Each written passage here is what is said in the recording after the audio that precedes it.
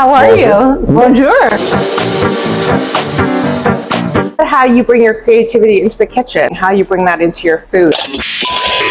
It's the name of the game. You love to approach themed events. Which can be tricky in banquets, but overall it's just important to... Controversial. I'm thrilled to be here with Chef Daniel Höfler from the Sofitel in Chicago for our inaugural LOMA Onsite Insights. Thank you for having us, Chef. Thank you for chatting with us today. First off, for our audience, love for you to introduce yourself. My name is Daniel Höfler. I'm originally from Berlin, Germany. Moved to the States like approximately 9 years ago. And yeah, I like cooking. I'm very passionate about what I do, and I'm excited to have you guys here. We've had a great event on site this week. Fabulous food. Sofitel and Chef and his team have done a fantastic job. First question is around Sofitel's unique practices when it comes to your food and the kitchen around sustainability. Can you share with us a little bit about, we were really impressed about all the things you're doing here. So overall, it's just very important to create an excitement for the team and just being aware about how much impact we do actually have in our industry and in our environment.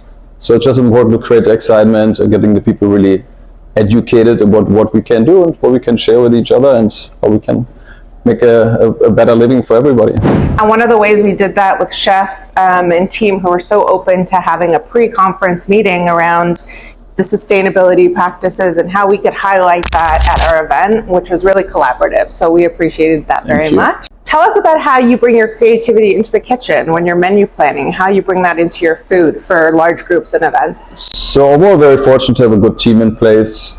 I just think it's very important to stay within the season, to stick to the season, which can be tricky in banquets, but overall it's just important to utilize what's going right now and take your inspiration about these things. Just makes it easier to build your menu on that. So sticking to the season. In the summertime, you stick with nice fruits and vegetables. Yes. In the wintertime, you have just different produce around, so you just build your menus on that. For sure.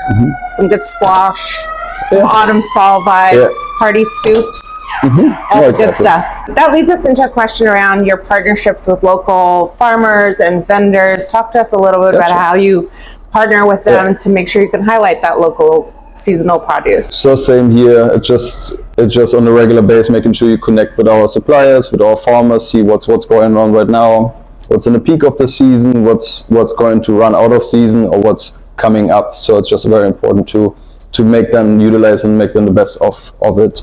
So if we get something which is like close getting to the end of the season, we buy a bunch, we preserve it, turn it into jams or pickles, whatnot, just to showcase these products, right? Fantastic.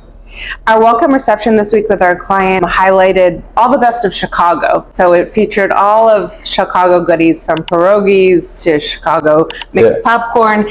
How do you love to approach themed events and how to have fun with that?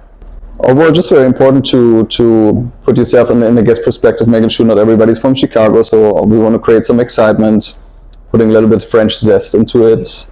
But it's just important to showcase and keeping it simple at times, just simplicity. It's the name of the game. But with flair, with your flair. Yeah, with French zest. And then in terms of collaboration or unique ingredients that inspire, you said seasonal, but how else do you get inspired to create different menus as you plan? As mentioned, I feel like it's important to kind of sometimes I go month by month to see what's right now in season. There's certain items like persimmons, or there's peaches, or there's certain items like asparagus. And certain things they're only in season for so long, and just to really cut down the trouble. You just want to utilize what's going on right now, what's getting utilized right now.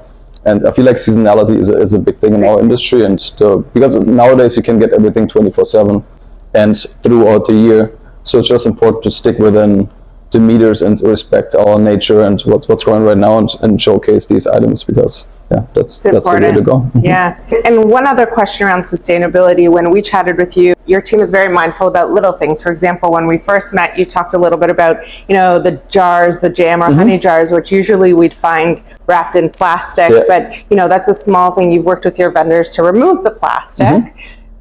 Many people may not notice that, but that has an impact. Is there any other things like that you've implemented, whether in composting or in the kitchen, that you'd love to highlight? So we do compost since like almost 2 years now. We compost everything, so all the food waste goes actually not in our waste anymore, so it gets separate, picked up from a company who really turns it into new soil and renewable items. So it's just important to keep these things separate, respect what we do, we reach out to our suppliers and see what we can do to get our stuff in, let's say, bulk versus having everything individual wrapped. Yes. Let's say our mushrooms we're getting from the farm versus getting everything in small packages, just like in bulk. It's like actually a nicer product, and just it comes in one big large cardboard box versus having everything in like plastic items. So it's just along the way, it's an educational portion. It's something you don't do overnight. It's like something. It's a learning curve, but it's also like something you're going to continue to work on. Yes. Well, you're committed, and you know, it's small steps that make a big impact. Exactly. So you should be really proud of that. All right, are you ready for a rapid fire? Sure. Okay, just what comes to mind first? Favorite kitchen utensil? A Japanese mandolin. Ooh, okay. Coffee or tea? Coffee. Chicago style deep dish or New York pizza? New York pizza. Ooh, controversial. And your favorite thing to cook at home? Right now, it's actually pizza or pasta. Okay. Pizza. What's on your pizza? Basic salami, mozzarella cheese, tomatoes. Keeping it simple. Simple. And last but not least, if you could pick anyone to have dinner with, dead or alive, famous or not, who would you want to have dinner with? I would be likely Christopher Walken. Hey, interesting. Well, thank you. We've had such a great conversation with you today. Really appreciate your time. Thank you. And we'll see you on the next episode.